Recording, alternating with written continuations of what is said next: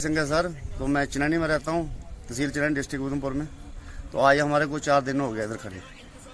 तो हम सरकार से ये बोलते हैं कि अगर हमारे को राशन तो चलो नहीं दोगे तो पानी और बाथरूम का तो होना चाहिए। 8-10 हजार गाड़ी है इधर लाइन में, तो और एक बाथरूम की, इतना आदमी ये कहाँ जाएगा? इधर तो साइड में देखो गाँव है, जमीन, बाथरूम कहाँ जाएंगे? बाथरूम का ज्यादा प्रॉब्लम है। कान भाई तो उधर रोका करो जहाँ घर नहीं होगा, जमीन नहीं होगा।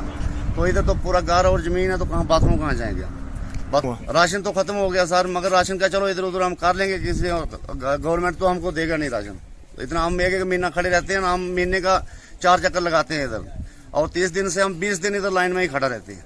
अब क्या प्रशासन से बोलना चाहते हो? अभी हम प्रशासन से बोलना चाहते हैं कि राशन तो देना, देंगे नहीं देंगे तो हम क्या बोलेंगे उनको, मगर पानी का और बाथरूम का दे करवा दो हमारे को मुहैया इधर।